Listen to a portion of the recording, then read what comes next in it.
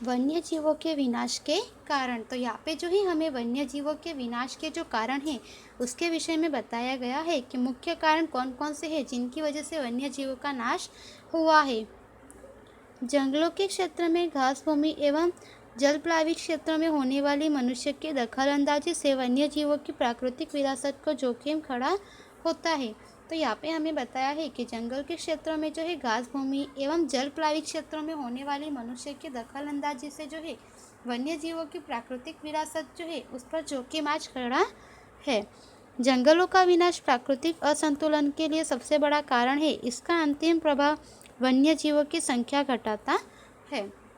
तो यहाँ पे बताया है कि जंगलों का जो विनाश हुआ यह प्राकृतिक असंतुलन के लिए एक सबसे बड़ा कारण है और इसका अंतिम प्रभाव यह है कि जो जंगलों में रहने वाले वन्य जीव है उन वन्य जीवों की संख्या यह घटाता है।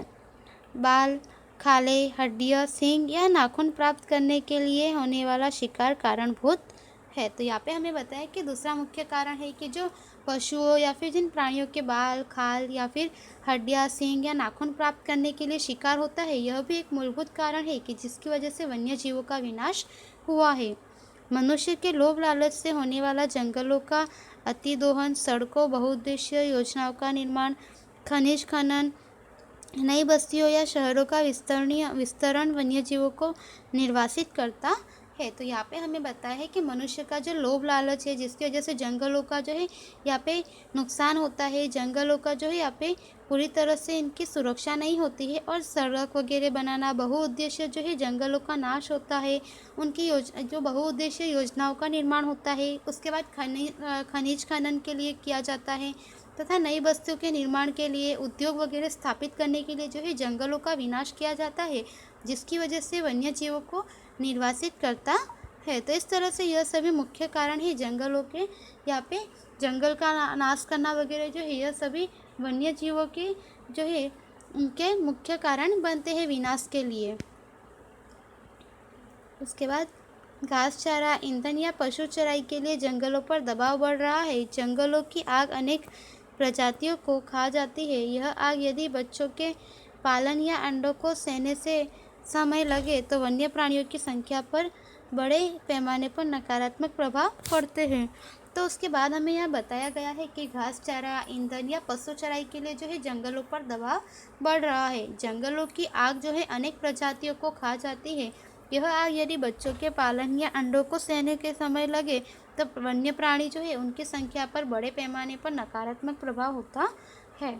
स्वयं के प्राकृतिक निवास नष्ट होने से बेघर बने वन्य क्षेत्र से बाहर आने वाले प्राणी मनुष्य के साथ की लड़ाई में कई बार वन्य जीवन खो देते हैं। तो यहाँ पे बताया है कि कई बार जंगलों का वगैरह का जो विनाश होता है उसकी वजह से उनका प्राकृतिक निवास स्थान नष्ट होने की वजह से वे बेघर हो जाते हैं। तो ऐसे बने वन्य क्षेत्र से बाहर आने वाले प्राणी जो है जो कि मनुष्य के साथ जो है वहाँ पे आके मनुष्य की बस्तियों में आ जाते हैं तो मनुष्य जो है उन्हें किसी न किसी तरह से जो है उनका नुकसान पहुँचाते हैं या उनका जीवन जो है यहाँ पे समाप्त हो जाता है। तो इस लड़ाई में वे अपना जीवन खो देते हैं। प्राणिज औषधियों या सुगंधित द्रव्यों की प्राप्ति के लिए किए जाने वाले शिकार में उन प्रजातियों को विलुप्ति के किनारे पर ला दिया है। तो यहाँ पे बताया है कि प्राणी की औषधियों तथा जो है सुगंधित द्रव्यों की प्राप्ति के लिए किए जाने वाले जो शिकार है उसकी वजह से भी जो है यहाँ पे प्रजातियों को विलुप्ति के किनारे पर ला दिया है। तो इस प्रकार से यहाँ पे हमने वन्य जीवों से होने वाले जो कारण है उसके विषय में जाना। उसके बाद आगे हमें बताया गया है जानने योग्य। तो लाल पांडा भारत के पूर्व हिमालय के ठंडे वनों में मिलता है। इसका भोजन बांस की कोपले, अंडे, छोटे पक्षी, जंतु इत्यादि है। यह दिन में कम सक्रिय रहता है। भारत के अलावा चीन, नेपाल, भूटान, म्यांमार में इसकी संख्या है। तो यहाँ पे हमें बताया है कि लाल पांडा जो है यह भारत के पूर्व हिमालय के ठंडे वनों में देखने को मिलता है और इसका जो भोजन है यह बांस की कोपले, अंडे, छोटे पक्षी, जंतु इत्यादि है और यह जो है दिन में कम सक्रिय रहते हैं। और भारत के अलावा इसकी जो प्रजातियाँ हैं यह संख्या चीन, नेपाल, भूटान, म्यांमार वगैरह में इसकी संख्या देखने को मिलती है। उसके बाद यहाँ पे हमें जो है आगे वन्य जीव के संरक्षण के उपाय बताए गए हैं। वन्यजीव संरक्षण के उपाय। जंगलों के बारे में हमें अपनी मानसिकता का दृष्टिकोण बदलने की आवश्यकता है। हम इसे आय का न मिटने वाला स्रोत माने, यह मूर्खता है। इसका संरक्षण होना चाहिए, तभी वन्यजीव के प्राकृतिक आश्रय स्थान बचेंगे। तो यहाँ पे हमें बताया है कि जंगलों के बारे में जो है हमें यहाँ पे अपनी मानसिकता बदलने की आवश्यकता है। इसे हमें आय का साधन नहीं समझना चाहिए। यह आय का साधन यदि समझे तो यह हमारी मूर्खता है। इसका संरक्षण होना चाहिए, तभी वन्यजीवों को प्राकृतिक आश्रय स्थान प्राप्त होगा और वन्यजीव बचे रहेंगे। जंगलों में तृणाहारी एवं मांसाहारी प्राणियों की संख्या का संतुलन बनाए रखना चाहिए। इसके लिए जंगलों में जल स्रोतों की देखभाल एवं पालतू पशुओं की चराई पर प्रतिबंध जैसे कदम उठाने चाहिए। तो यहाँ पे हमें बताया गया है कि जंगलों में जो है तृणाहारी एवं मांसाहारी प्राणियों की जो संख्या है, उन दोनों की संख्या का यहाँ पे संतुलन बनाए रखना चाहिए। इसके अलावा जो है जंगलों में जल स्रोतों की देखभाल करनी चाहिए एवं पालतू प्राणियों की चराई जैसे जो है कदम, उन पालतू प्राणियों की चराई जैसे पर जो है प्रतिबंध लगाने चाहिए और ऐसे कदम उठाने चाहिए। उसके बाद यहाँ पे हमें बताया गया है शिकार रोकने के कड़े कानून एवं उसके सख्ती से अमलीकरण करना चाहिए।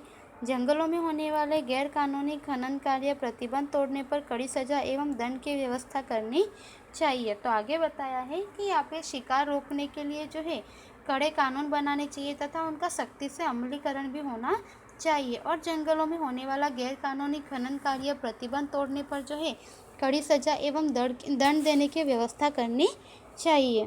वन्य जीवों के प्रजनन काल में उन्हें विक्षेप न हो ऐसी व्यवस्था बनानी चाहिए। और जंगल क्षेत्रों में होने वाली मत्स्य प्रवृत्ति, वनील पैदाइश, एकत्रीकरण या पर्यटन से वन्य जीवों पर पड़ने वाले प्रभावों का अध्ययन कर इसके अनुसार कदम उठाने चाहिए। तो यहाँ पे हमें बताया है कि जंगल क्षेत्र में होने वाली जो है मत्स्य प्रवृत्ति, वनील पैदाइश, एकत्रीकरण या पर्यटन से जो वन्य जीवों पर पड़ने वाले प्रभाव है उनका अध्ययन करके इसके अनुसार यहाँ पे कदम उठाने चाहिए। समाज के बड़े पैमाने पर जन जागृति के कार्यक्रम आयोजित करने चाहिए। तो यहाँ पे आगे बताया गया है कि समाज में जो है बड़े पैमाने पर जन जागृति के लिए कार्यक्रम आयोजित करने चाहिए कि जिसकी वजह से जो है वनीकरण करना चाहिए। उसके बाद जो है जंगलों को काटना नहीं चाहिए। इस प्रकार की जो यहाँ पे भावना है वह लोगों में जो है बतानी चाहिए।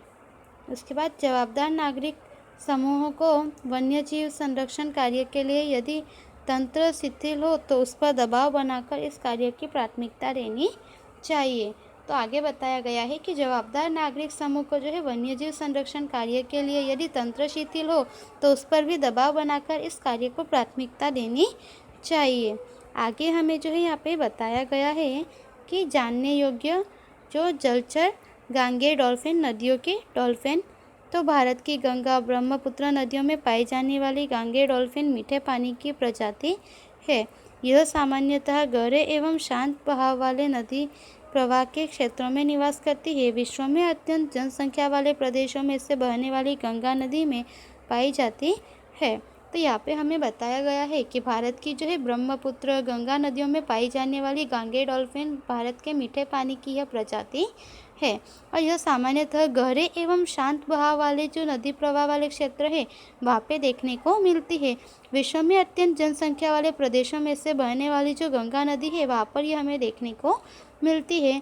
नदी में छोड़ा गया गंदा पानी, निर्वनीकरण से होने वाले काप के कारण, मत्स्य उद्योग, नदी नौकायन, औद्योगिक कचरा आदि के कारण इसके अस्तित्व के सामने खतरा उत्पन्न हुआ है। भारत में गंगा, ब्रह्मपुत्र के अलावा चंबल नदी में इसकी अल्प संख्या बची है। यह बार बार जल सतह पर आकर श्वास लेने के लिए सुसु आवाज़ करती है और इस कारण स्थानीय लोग इसे सौस, सुसु या सुइस के नाम से पहचानते हैं। हमारे पड़ोसी देश बांग्लादेश एवं नेपाल की नदियों में भी यह निवास करती है। वर्तमान में गंगा में डॉल्फिन के अस्तित्व के सामने खतरा उत्पन्न हुआ है। तो यहाँ पे हमें बताया गया है कि नदी में छोड़ा गया जो गंदा पानी होता है, उसके बाद निर्वनीकरण के होने वाले जो काप के कारण मत्स्य उद्योग, नदी नौकायन का जो विकास हुआ है, औद्योगिक कचरा वगैरह जो नदी में फेंका जाता है, इन सभी के कारण जो है इसके अस्तित्व के सामने खतरा उत्पन्न हुआ है। और भारत में गंगा, ब्रह्मपुत्र के अलावा चंबल नदी में भी जो है इसकी संख्या बची हुई है जो बहुत ही कम मात्रा में है और यह बार बार जो है जल सतह पर आकर श्वास लेने के लिए जो है सू सू की आवाज़ करती है इस कारण जो वहाँ पे रहने वाले स्थानीय लोग हैं वे इसे सोसो या सुइस के नाम से भी जानते हैं। और हमारे पड़ोसी देश जो है बांग्लादेश एवं नेपाल की नदियों में भी यह निवास करती है। वर्तमान में गंगा में जो है डॉल्फिन के अस्तित्व के सामने खतरा उत्पन्न हुआ है। तो इस तरह से यहाँ पे हमने इतना जाना। उसके आगे है वन्यजीव संरक्षण योजना, जो हम अगले वीडियो में जानेंगे। धन्यवाद।